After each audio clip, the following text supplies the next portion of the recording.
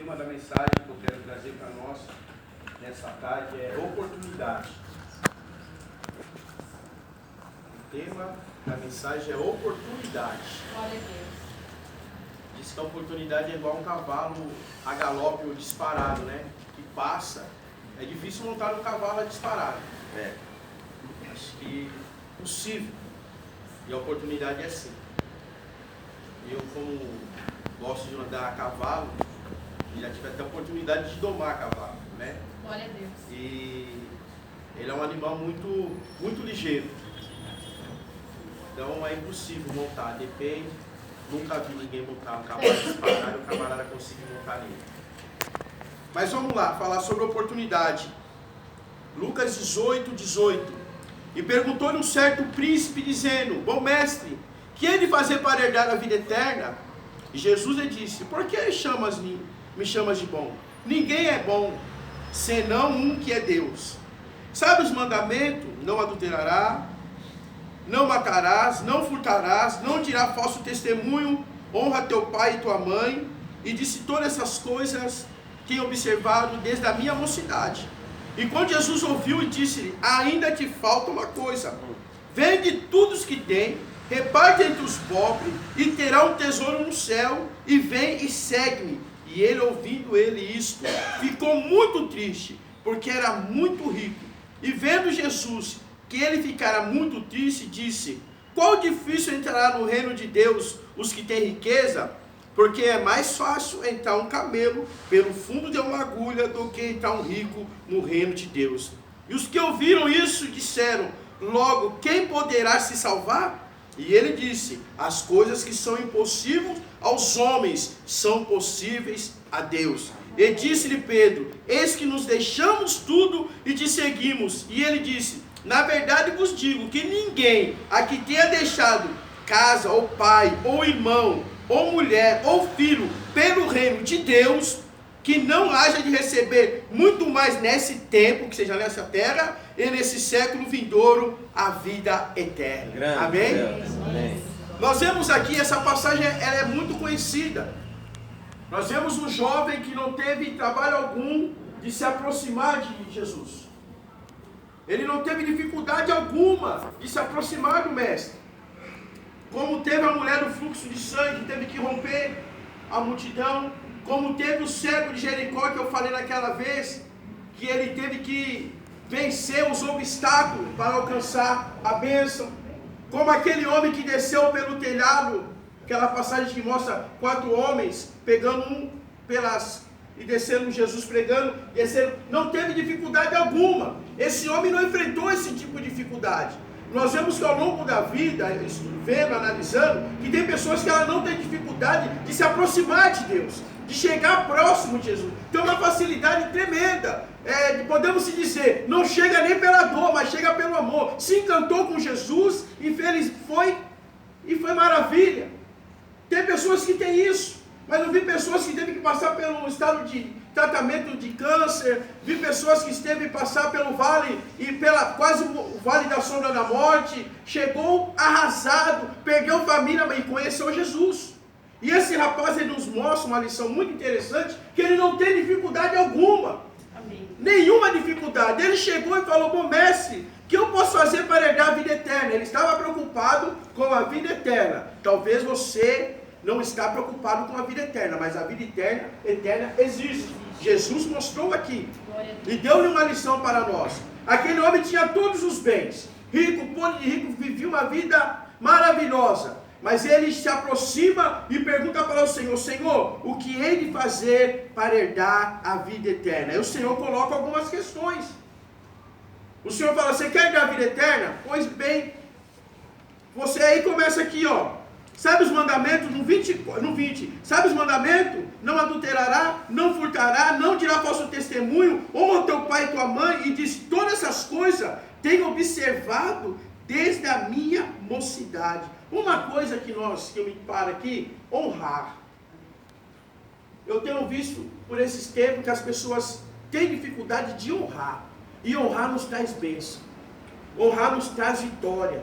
Quando você honra a pessoa, você vai trazer bênção sobre si. Glória a Deus. Jesus, uma certa vez, ele entrou numa cidade e ele não foi honrado, e por causa da desonra, ele não pôde fazer muitos milagres. Então, onde há desonra, não há milagre. Se você honra as pessoas, Deus vai te honrar também. Glória a Deus. Amém. Essa é a matemática. Grande Deus. Honre, porque Deus vai te honrar. Verdade, Jesus. Jesus, ele sentiu a necessidade de ser honrado naquela cidade e não pôde operar milagres. E talvez não tenha acontecido tanto milagres em nossas vidas, porque nós não temos honrado a Jesus como se deve ser honrado. Amém, Jesus. Não temos a oportunidade num culto como hoje, adorá-lo, glorificar, levantar pela madrugada para adorar, honrar o Senhor, e não honramos. Procuramos honrar o Senhor ou buscar o Senhor nas nossas necessidades. Aí queremos honrar. Então esse jovem, ele nos ensina que a honra é muito importante. E ele tem honrado pai e mãe. Ele está melhor que nós aqui, viu? Pela literatura aqui, ó, ele não comete adultério. Está melhor que muita gente, aliás. Ele não furta. Ele não fala mau testemunho. Ele honra o seu pai e tua mãe. Ele está bem. Seria um bom cristão. Mas aí o Senhor coloca uma questão para ele, que seria a oportunidade. Fala, olha, é o seguinte, tudo que você tem, vende, divide os seus bens com os pobres, e aí você me segue.